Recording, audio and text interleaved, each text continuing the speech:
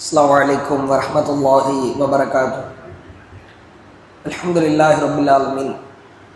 அன்பிற்குரிய அல்லாஹுவின் அடியார்கள்ல, அல்லாஹு மனிதர்களுக்கு இறைவனை நன்றி செலுத்துகிற ஏராளமான வாய்ப்புகளை அல்லாஹ் கொடுக்கிறார்.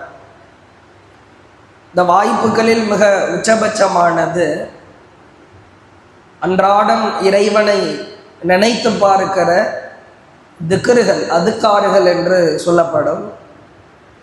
ஒரு சமயம் முஆத் இப்னு ஜபல் ரலியல்லாஹு அவர்கள் அல்லாஹுவின் தூதரிடத்தில் கேட்டார்கள், அல்லாஹுவின் தூதரே, இறைவனின் வேதனை குறித்து, நரக வேதனை, அல்லாஹுவின் கடுமையான கோபங்கள் குறித்தெல்லாம் திருக்குர்ஆனில் ஏராளமான வாசகங்களை நாம் பார்க்கிறோம்.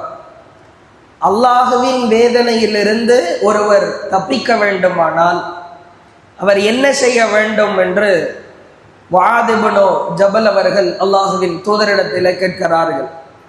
அல்லாஹ்வுடைய தூதர் சொன்னாங்க, ஃபகால், முஆத் இப்னு ஜபல் அவர்களிடத்திலே சொன்னார்கள், மா ஷையுன் அன்ஜா மின் அஸாபில்லாஹ், அல்லாஹுவின் வேதனையிலிருந்து எவர் காப்பாற்றப்படுகிறாரோ, எவர் தப்பிக்க முயல்கிறாரோ அவரால் ஒருபோதும் தப்பிக்க முடியாது. ஆனால் அல்லாஹுவின் வேதனையிலிருந்து சிலரால் தப்பிக்க முடியும். மின் அஸாபில்லாஹி மின் திக்ரில்லாஹ், அல்லாஹுவை யார் அன்றாடம் திக்ருகள் செய்கிறார்களோ, இறைவனை புகழ்கிறார்களோ, இறைவனின் வேதனையிலிருந்து தப்பிப்பதற்கான வழி அது மட்டும்தான் என்று அல்லாஹுவின் தூதர் சொல்கிற செய்திகளை பார்க்கிறார். நம்முடைய வாழ்க்கையில் திக்ருகள் என்பது வெறுமனே தொழுகையில் மட்டும் அல்ல. பெரும்பாலும் மனிதர்களிடத்தில் இருக்கிற ஒரு பண்பை பார்க்கிறோம். தொழுகைக்கு வருகிற பொழுது சுப்ஹானல்லாஹ், அல்ஹம்துலில்லாஹ், அல்லாஹு அக்பர் என்கிறோம். மற்றபடி நம்முடைய உலக வாழ்க்கையோடு கலந்துவிட்ட சூழலில் திக்ருகள் மிக மிக குறைவாக இருப்பதை பார்க்கிறோம். அலட்சிய போக்கோடு ஒரு நாளைக்கு 24 மணி நேரத்தில் உண்ணுகிற நேரம், தூங்குகிற நேரத்தை தவிர மீதமுள்ள நேரங்களில் வெறும் அரை மணி நேரம் கூட அல்லாஹுவிற்காக திக்ருகள் செய்வதற்கு ஒதுக்காமல் இருக்கார்.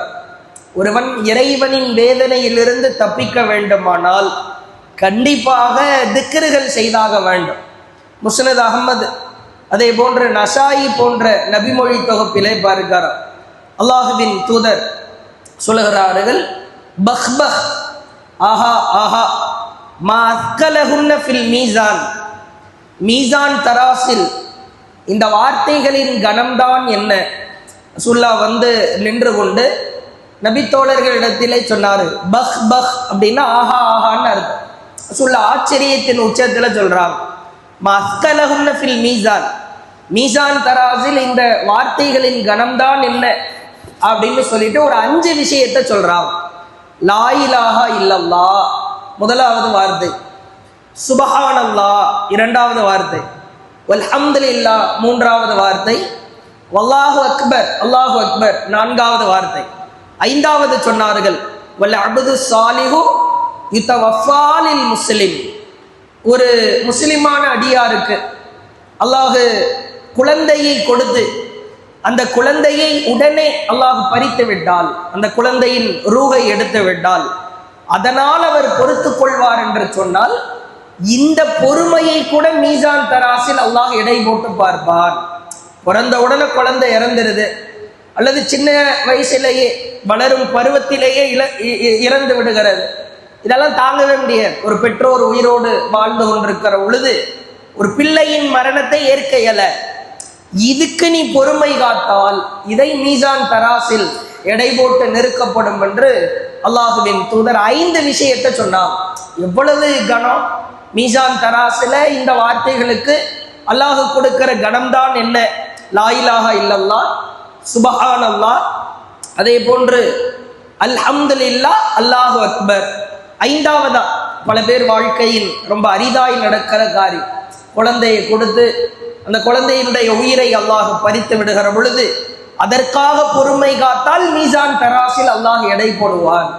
அப்ப அல்லாஹுவின் வேதனையை விட்டு நாம் தப்பிக்க வேண்டுமானால் பைக்கிலே செல்லுகிற பொழுது, நடந்து செல்லுகிற பொழுது, சும்மா சாப்பிட வர்ற நேரத்தில் வீட்டில் அமர்ந்திருக்கிற பொழுது ஏதாவது எடுத்து டிவியை பார்க்கிறோம், ரீல்ஸை பார்க்கிறோம் என்று இல்லாமல் லா இலாஹ இல்லல்லாஹ், சுபஹானல்லாஹ், அல்ஹம்துலில்லாஹ், அல்லாஹு அக்பர் இந்த 4 வார்த்தைகளை நாம் அதிகமாய் மொழிவது என்பது மீசான் தராசில் எடையை அதிகமாக்கும், அல்லாஹுவின் வேதனையில் இருந்து நம்மை தப்பிக்க செய்யும். நம்முடைய வாழ்க்கையில் இறை நினைவை அதிகப்படுத்துவோம். வாஹிர் தஅவானா அனில் ஹம்துலில்லாஹி ரப்பில் ஆலமீன்.